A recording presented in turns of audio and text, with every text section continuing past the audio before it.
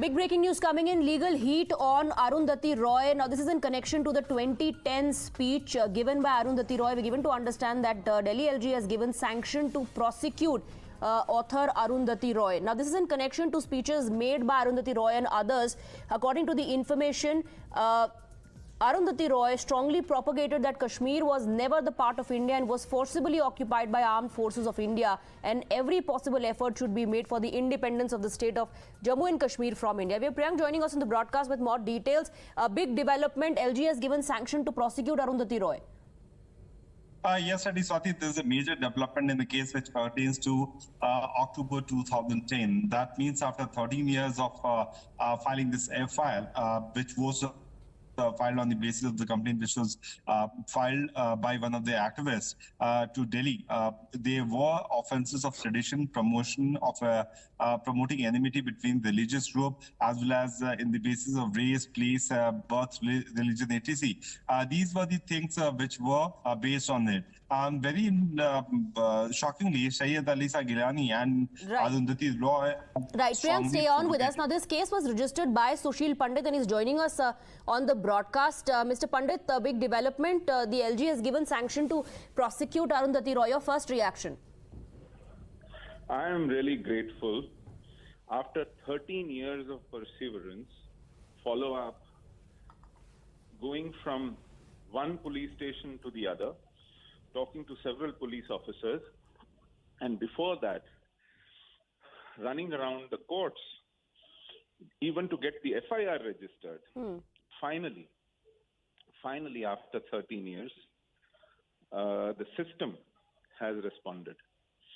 While I am grateful for this decision of the LG, but India must realize what kind of a criminal justice system we have, where an FIR awaits 13 years even to decide whether to prosecute or not, when the evidence is crystal clear,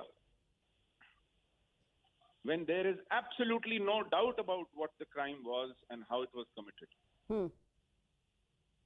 But I must say, I am truly grateful.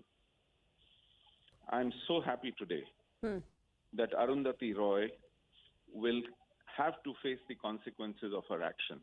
And I am extremely, extremely disappointed that Sayyid-Alisa Gilani died as a 94-year-old comfortably in his bed.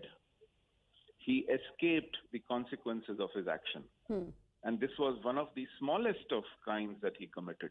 Much larger crimes of presiding over our genocide in Kashmir also went unpunished and unprosecuted.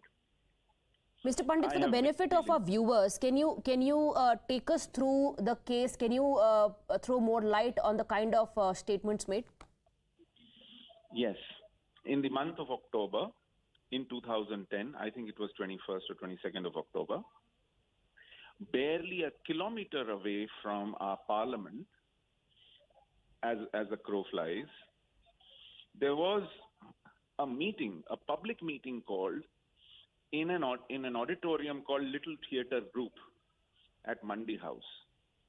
And in that auditorium, the who's who of India's rogues gallery, Arundhati Roy, Varavara Rao, Gilani, who was acquitted from his capital punishment on attack of parliament, Professor Gilani, and several other Maoists, Khalistanis, Tamil separatists, Northeastern separatists participated, and they raised anti-India slogans, delivered anti-India speeches, openly dared the Indian state, called for Indian state's destruction, India's destruction.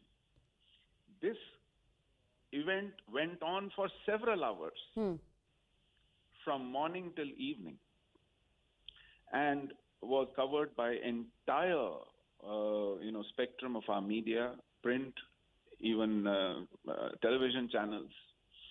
And there was a furor. I remember Chidambaram was the Home Minister.